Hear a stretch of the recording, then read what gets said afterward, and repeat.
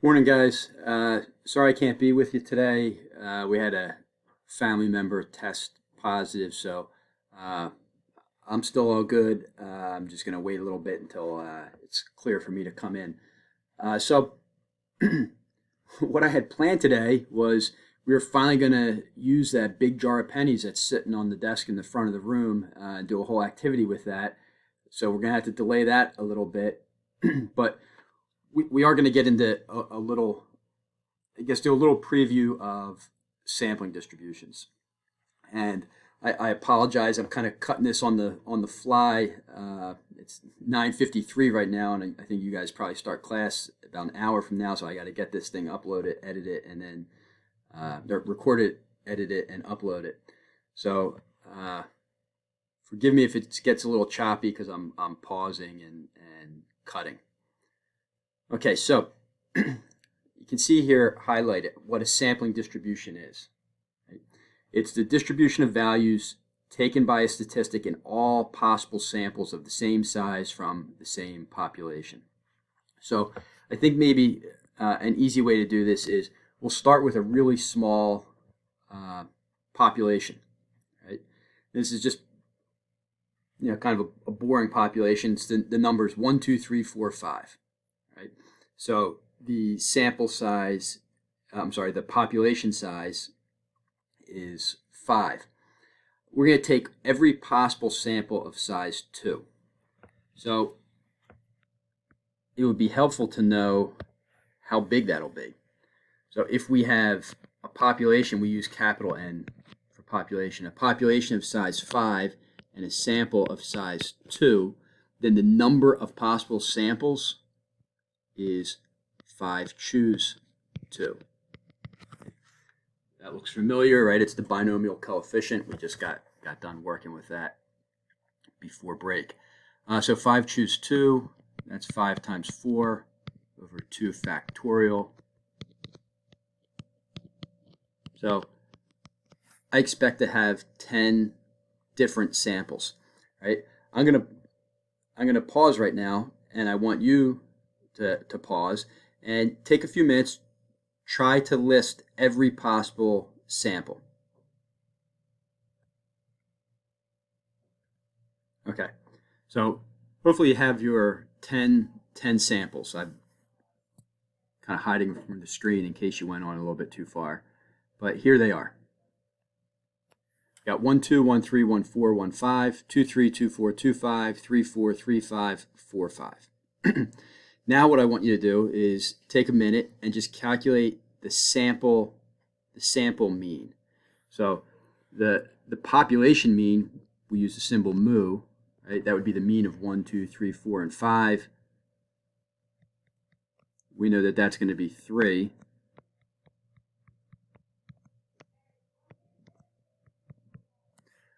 I want you to get an X bar for each of these samples. So for example, this first sample,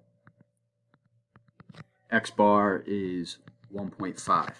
Right? Do that for each of those. You can pause the video now. Okay, so we're back. So let's take a look at these sample means. Looks like they run from a small of 1.5 to a high of 4.5. So I'm going to try to make a real quick histogram. Right, I've got 1.5, 2, and then I've got 2.5 shows up twice. 3 shows up twice. 3.5 shows up twice. 4 shows up once, and 4.5 shows up once. So I've got this this histogram. It's perfectly symmetric, and it's centered at 1.5, 2, 2.5, centered at 3. So if I were to take the mean of all of my sample means, we call that mu sub x bar, the mean of the means. Notice that's 3. that is equal to the mean of the population. So what we just created here was a sampling distribution. We took every possible sample of size 2 from this particular population, and we note that the mean of the sampling distribution is equal to the mean of the population. That's not coincidence. The population was uniformly distributed, right? 1, 2, 3, 4, 5, they each appeared one time. The sampling distribution, it's symmetric. You might think that it's normal. Well, it's normal-ish, right? It's getting there. It's certainly not perfectly normal, but it's closer to normal than a uniform distribution. Right? I'm going to pause the video. I want you to pause the video, and I want you to do the same thing for the same population, right? Population size 5, the population 1, 2, 3, 4, and 5. But I want you to do it for samples of size 3. So we should have 5 choose 3. So that's 5 times 4 times 3 over 3 factorial. So we should have, I believe, 10 samples again, right? So take a couple minutes. I want you to list all 10 samples. I want you to calculate the sample means, and then we'll come back and we'll do a histogram. All right, so we're back, and now I want to look at my different samples and my sample means. And they range from 2 to 4. All right, well, I just want to compare that. Samples of size 2, the sample means range from 1.5 to 4.5. Okay, and I'm going to do a histogram again. I've got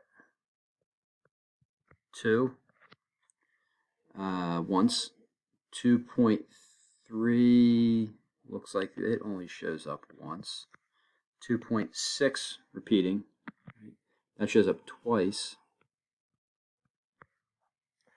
3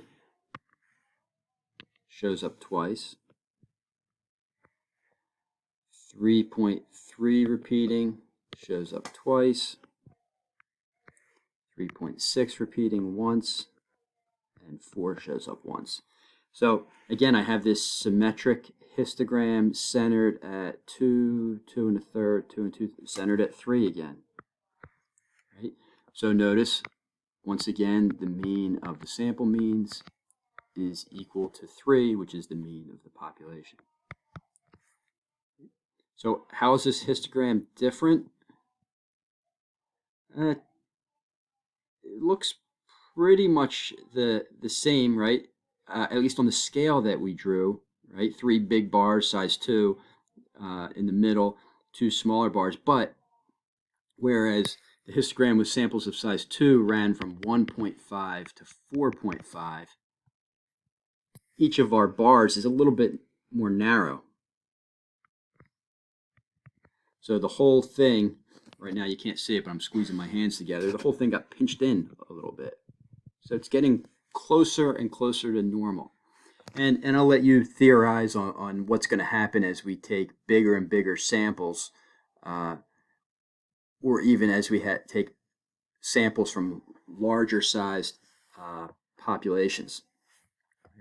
So I want to just give you a little preview on what we'll do when I'm back in person.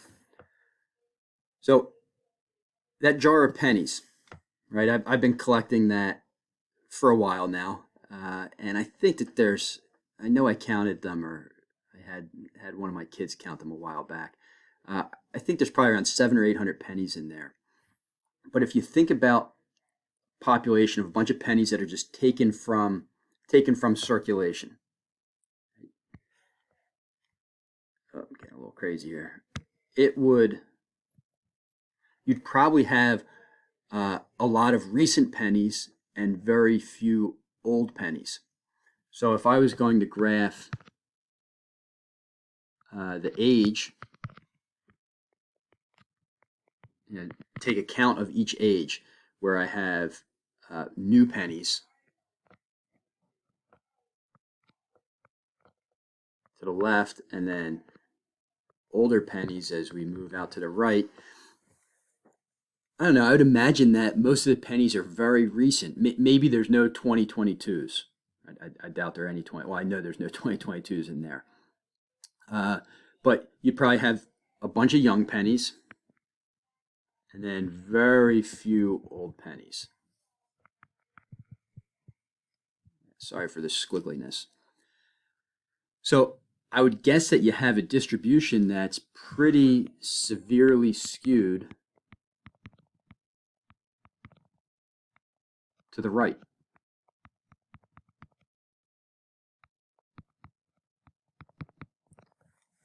What we're going to look at is we're going to take samples of size 5, and then we'll do a larger sample, maybe 10 or 20. And if there's 800 pennies and we're trying to consider every possible sample of size 5, well, that's massive. Right? It may as well be infinite. It's some huge number. So we can't do that. We can't look at every possible sample, but we'll do a bunch of them. Right? And I think something will start to be clear. We'll start to get an idea of the shape and the center and the spread of our sampling distribution when we do samples of size 5 and samples of maybe size 20, and we'll compare those two different sampling distributions. Right? So that's all we're going to do today. You have an assignment on Blackboard. For now, I would just say do the reading. Read section, I believe it's chapter 7, section 1. Do the reading. If you want to get a jump and try to do some of the exercises, that's fine. But you're not required to do that just yet. This assignment's entered in Blackboard, but it's not due for a few days. Also note that I have a project posted that's not due for over a month, but we'll talk about that a little bit more when we're together. So again, sorry that we're having to do class this way, but I should be back pretty soon, and we'll be right back on track. Have a good day, guys.